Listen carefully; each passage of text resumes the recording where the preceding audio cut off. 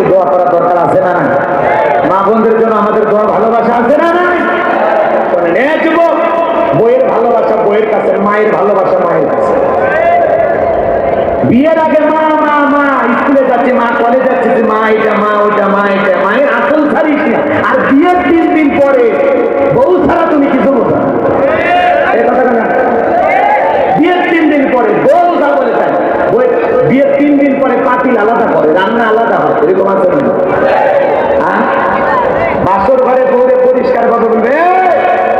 আর মা মা বাবা যতদিন বেঁচে থাকবে এক পাতিলে রান্না হবে। পিতা মাতা মারা গেলে পাতিল আলাদা হবে। কথাটা ঠিক না? আর বিয়ের 7 দিন না যাবে আমাদের বাড়িতে ভবিষ্যৎ চিন্তাবিদ ঢুকে যায়। তুমি কেন একাই তোমার মা বাবার সেবা করবা, দেখাশোনা করবা, যেটুকু বেতন বা সব কিছু তোমার মা বাবার পিছনে খরচ করো। আমরা আজকে 2 জন আছি, ভবিষ্যতে 3 জন হবো। এই যে চিন্তা ভাবনার কথা বললা, শ্বশুর শাশুড়ির থাকে মা বাবাকে আলাদা করে, এরকম ডিজিটাল বউ আছে না? নাই। কষ্ট হচ্ছে আপনাদের? আজকে সংসারগুলো ধ্বংস হয়ে যাচ্ছে।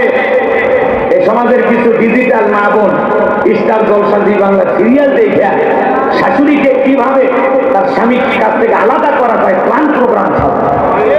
কতক্ষণ ঠিক কিনা? যুবকদের পায়ে হাত দিয়ে অনুরোধ করি, বইয়ের ভালোবাসা বইয়ের কাছে, মায়ের ভালোবাসা মায়ের কাছে। কাউকে অবহেলা করো না, সবাইকে ভালোবাসো। কতক্ষণ ঠিক কিনা? বউ পায়ে তুমি মা বাবাকে ভুলে যাও।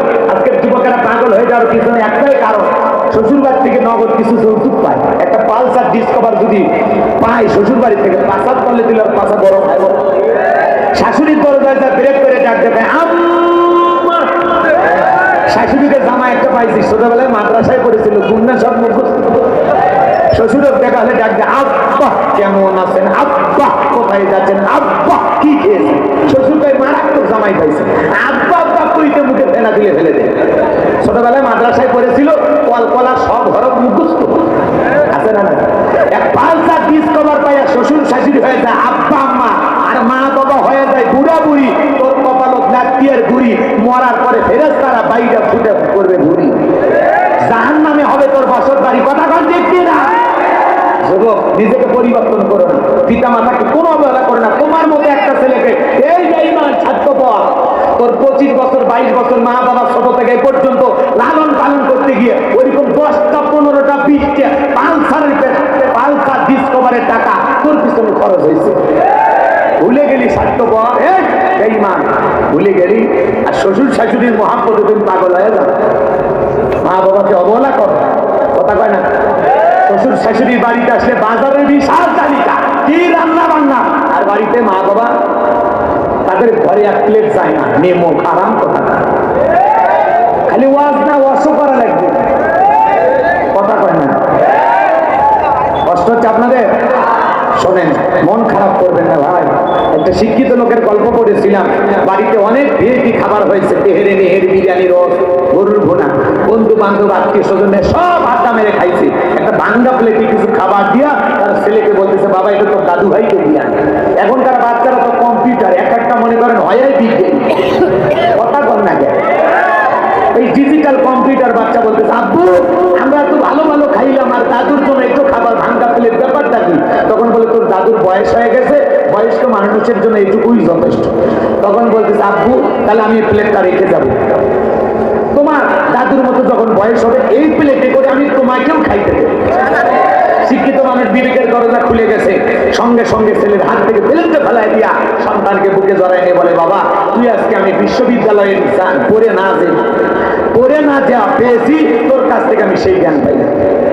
তুই আমার বিবেকের দরজা খুলে দিয়ে এই কথা বলে সন্তানকে আদর যত্ন করে।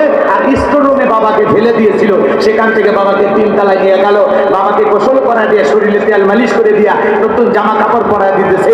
দিদি তখন বলতেছে, বৃদ্ধ মানুষটাকে আবারও কেন উপর তুললেন? বলে, আজ থেকে আমাদের বাবা আমাদের পাশের রুমে থাকবে, বাবাকে দেখাশোনা আমরা করব, আমরা যা খাবো বাবা তাই খাবে, আমরা যা করবো বাবা তাই করবে। বেশি যদি বাড়াবাড়ি করিস 1 2 3 পাঠাইয়া দেবো বাপের বাড়ি।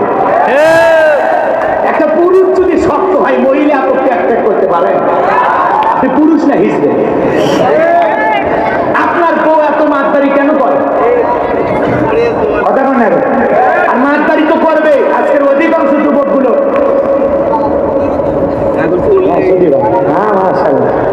আমি একটু লম্বা টাইম ওয়াজ করি, ভাই ঢাকা আল্লাহ কবুল করে। জোরে বলেন আমিন। আজকের যুব সমাজ নষ্ট হয়ে যাওয়ার পিছনে কারণ হলো অধিকাংশ যুবক মা বাবাকে টাইম দেয় না। কথা বলেন না আপনারা?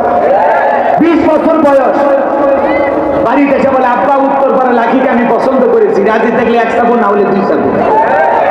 পিতা মাতার অপছন্দে পালিয়ে যায়, বিয়ে করে, এরকম সন্তান আছে না? না। এই যুবক, তুমি পালিয়ে প্রেম করে বিয়ে করো। যারা পালিয়ে প্রেম করে বিয়ে করো, পিতা মাতার অবাধ্য হয়ে, মনে রাখবা দাম্পত্য জীবনে সুখ পাইবে না। ভালোবেসে কেউ সুখী হয়। কথা বলে ঠিক কিনা?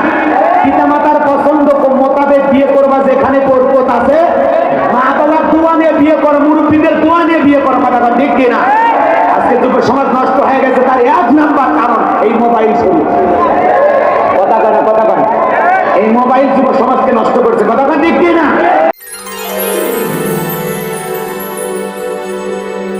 Notu TV Kashti.